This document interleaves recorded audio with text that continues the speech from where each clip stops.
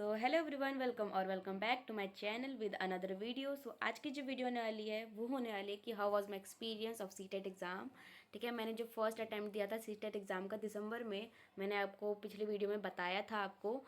तो मैं आज वही सारी चीज़ें शेयर करूँगी इसमें कि मेरा एक्सपीरियंस कैसा रहा, ठीक है, उस एग्ज़ाम का क्या हुआ क्या नहीं, वो सारी चीज़ें मैं इस वीडियो में शेयर करूँगी आप लोगों से। तो प्लीज़ मेरे चैनल को सब्सक्राइब कर दे, एंड अभी तक सब्सक्राइब नहीं करा है तो। एंड अगर ये वाली वीडियो अच्छी लगी तो प्लीज़ इस वीडियो को प्यारे प्यारे कमेंट करें एंड लाइक करें। ठीक है, भूल जाती हूँ बोलना क्या बोलना है। ठीक है, तो चलिए स्टार्ट करते हैं। इफ़ यू आर इंटरेस्टेड तो प्लीज़ वीडियो को एंड तक ज़रूर देखना, अगर नहीं हो तो कोई बात नहीं, I will not force you. So let's begin. तो स्टार्ट करते हैं। तो मैंने जो अपना फर्स्ट सीटेट अटैम्प्ट दिया था इन 2024, हाँ, इन 2024, ठीक है, एंड में दिसंबर में। ठीक है, 2 बार एग्ज़ाम होता है, एक तो जुलाई में और एक होता है हमारा दिसंबर में। तो जुलाई वाला एग्ज़ाम मैंने नहीं दिया था, मैंने दिसंबर वाला एग्ज़ाम दिया है। तो वो जब मैंने दिया था तब मेरी प्रिपरेशन हो गई थी आधी, आधी से भी ज़्यादा। ठीक है, बस मेरा मैथ का थोड़ा बहुत सिलेबस रह रहा था, वो मेरा नहीं हुआ था, कंप्लीट नहीं हुआ था मैथ। बाकी ईवीएस एंड दोनों लैंग्वेजेस एंड सीडीपी मेरी ऑल कंप्लीट थी। ठीक है, और सीडीपी तो मेरी बहुत अच्छे से कंप्लीट थी, सारे टॉपिक्स मेरे कवर हो चुके थे। ठीक है, एवरीथिंग। और सीटेट जो सब्जेक्ट है वो मुझे अच्छा भी लगता है, फेवरेट है। उसमें बहुत सारी चीज़ें ऐसी होती है जो हमारे लाइफ से रिलेटेड होती है। ठीक है, हम एक्सपीरियंस कर चुके होते हैं उस चीज़ को, तो उस चीज़ को पढ़ने में समझने में और भी ज़्यादा अच्छा लगता है। तो सीटेट जो सब्जेक्ट है वो बहुत ही ज़्यादा यूज़फुल भी है, अच्छा भी है, रिलेटेबल भी है। तो चलिए स्टार्ट करते हैं। तो जब मैंने अपना सीटेट का एग्ज़ाम दिया था दिसंबर में, तो उस टाइम मैंने जब फॉर्म अप्लाई वगैरह करा तो ठीक है, अप्लाई वगैरह भी हो गया अच्छे से। एंड एग्ज़ाम के टाइम पे मैंने वीडियोस वगैरह भी देख कर गई थी कि कैसे अटैम्प्ट करते हैं, क्योंकि वो मेरा फर्स्ट अटैम्प्ट था। तो मैंने सोचा था कि चलो वीडियो वगैरह देख लेते हैं कि कैसे पेपर आता है। ठीक है, ओएमआर शीट कैसे फिल करी जाती है स्टार्टिंग में, टाइम मैनेज कैसे करें, ये सारी चीज़ें मैंने अच्छे से देख कर गई थी। मैंने हिमांशी मैम है उनकी वीडियो देखी थी। ठीक है, लेट्स लर्न पे। तो वो उन्होंने बहुत अच्छे से बताया था सारी चीज़ें कि कैसे मैनेज करना है एग्ज़ाम में, सारी चीज़ें, टाइम वगैरह एंड ओएमआर शीट कैसे फिल करनी है, एवरीथिंग। ठीक है, तो मैंने वही वीडियो देखी थी पेपर के एक दिन पहले, ताकि अच्छे से मुझे सब कुछ सारी चीज़ें याद रहे, कुछ भी मैं भूलूँ ना। ठीक है, तो ठीक है, मुझे सारी चीज़ें आ गई कि पेपर को भी कैसे अटैम्प्ट करना है, पहले कौन सा सब्जेक्ट करना है, ठीक है, कौन सा नहीं करना है, वो सारी चीज़ें मैं अच्छे तो वो सारी चीज़ें मैं अच्छे से सीख कर गई थी। बट एग्ज़ाम में क्या हुआ कि जब मैं एग्ज़ाम देने के लिए बैठी तो मैंने अच्छे से मैं 1 घंटा पहले पहुंच गई थी सेंटर पे। ठीक है, तो क्या हुआ, जब एग्ज़ाम स्टार्ट हुआ तो मैंने सबसे पहले सीडीपी स्टार्ट करी। तो मैंने सीडीपी पूरी कंप्लीट कर ली, बहुत ज़्यादा इजी था गाइज वो मेरा। 15-20 मिनट में हो चुका था मेरा वो। ठीक है, उसके बाद मैंने ओएमआर शीट फिल करी उस आंसर की। ठीक है, क्योंकि उसमें मैंने वीडियो में देखा था कि सबसे पहले एक सब्जेक्ट अटैम्प्ट करना है, देन हमें ओएमआर शीट फिल करनी है।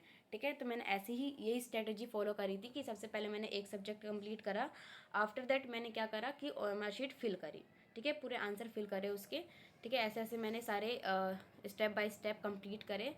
ठीक है, और मैंने ना ऐसे करा था कि पहले मैंने सीडीपी कंप्लीट कर ली, कंप्लीट करने के बाद मैंने मैथ का छोड़ दिया था, फिर मैंने ईवीएस वाला करा। ईवीएस करने के बाद मैं लैंग्वेज पे सीधा पीछे चली गई। ठीक है, मैंने ये नहीं देखा कि लैंग्वेज 1 और लैंग्वेज 2 में हिंदी इंग्लिश दोनों है। और जैसे कि हम चूज़ करते हैं ना कि लैंग्वेज 1 में मैंने चूज़ करा था कि हिंदी, और लैंग्वेज 2 में मैंने चूज़ करा था इंग्लिश।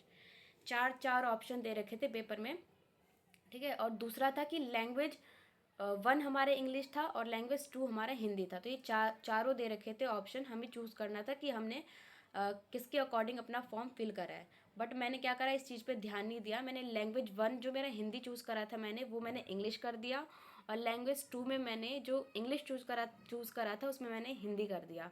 तो ये मेरी बहुत बड़ी मिस्टेक हो गई थी एग्ज़ाम में, क्योंकि मेरा फर्स्ट अटैम्प्ट था, मैंने इतना ध्यान नहीं दिया और टाइम भी जल्दी जल्दी निकले जा रहा था। तो मैंने क्या करा कि टाइम की वजह से मैंने क्या करा कि एग्ज़ाम में पेपर पे ध्यान नहीं दिया कि 4 ऑप्शन हमें दे रखे हैं ऑलरेडी, हमें उसमें से चूज़ करना है, मैंने ध्यान नहीं दिया था गाइज़।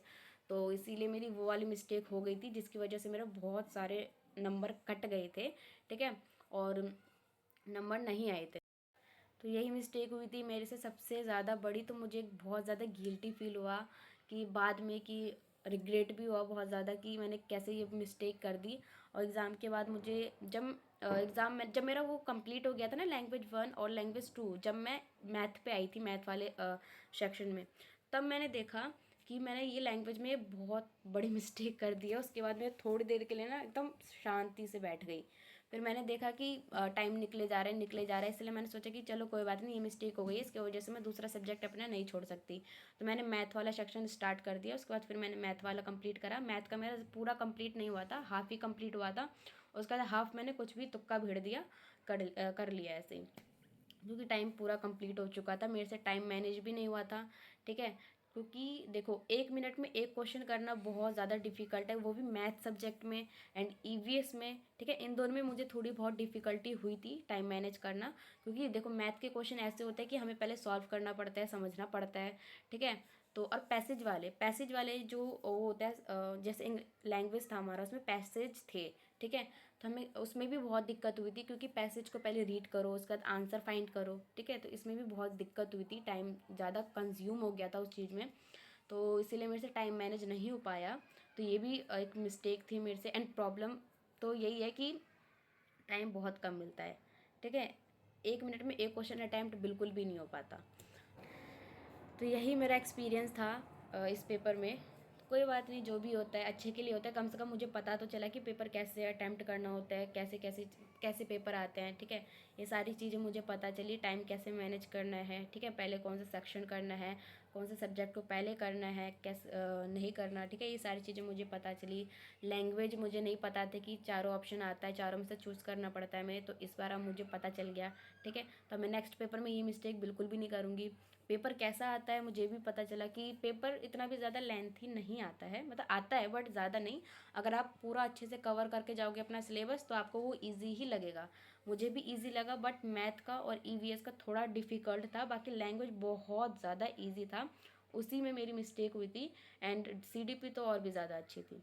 बस मैथ में और ईवीएस में थोड़ा थोड़ा हार्ड सिलेबस आ जाता है, क्वेश्चन आ जाते हैं, बाकी तो ठीक ही था। एंड तो यही सारा मेरा एक्सपीरियंस रहा है। ठीक है, फर्स्ट अटैम्प्ट में। और मुझे इतना भी गिल्टी फील नहीं हुआ, क्योंकि मेरा फर्स्ट अटैम्प्ट था, सबसे मिस्टेक होती ही है। ठीक है, और मुझे सीखने को मिला कि क्या गलती मुझे नहीं करनी है। ठीक है, नेक्स्ट पेपर में। तो चलो ये अच्छा ही था कि मैंने अटैम्प्ट तो करा कम से कम एग्ज़ाम। अब जो मैं एग्ज़ाम दूंगी इसमें मैं कोशिश करूँगी कि ऐसी गलती ना हो। कोशिश क्या, अब तो मुझे पता ही चल गया कि गलती नहीं करनी है, तो ये गलती मैं नहीं करूँगी। बाकी टाइम कैसे मैनेज करना है वो मैं घर पे प्रैक्टिस करके फिर उसको अच्छे से टाइम मैनेज करूँगी। जो PYQ होते हैं उसको सॉल्व करूँगी, अपना 3 घंटे दूंगी उसको, ताकि 3 घंटे में, सॉरी 2.5 घंटे दूंगी, ताकि 2.5 घंटे में कैसे मैनेज हो पाता है। ठीक है, सारे क्वेश्चंस। तो बस यही एक्सपीरियंस रहा है, वीडियो को मैं ज़्यादा बड़ा नहीं करूँगी। तो यही सारे एक्सपीरियंस थे मेरा फर्स्ट अटैम्प्ट ऑफ सीटेट। ठीक है, तो चलो मिलते हैं इसी के साथ किसी नेक्स्ट वीडियो में, तब तक के लिए बाय बाय। अगर वीडियो अच्छी लगी हो तो प्लीज़ एक लाइक ज़रूर कर देना, एंड मेरे चैनल को सब्सक्राइब कर देना, ताकि एंड बेल आइकन को प्रेस कर देना, ताकि जो भी मैं वीडियो अपलोड करूँ उसकी नोटिफिकेशन आप तक जल्द पहुँचे। ओके, तो मिलते हैं किसी नेक्स्ट वीडियो में, तब तक के लिए बाय बाय।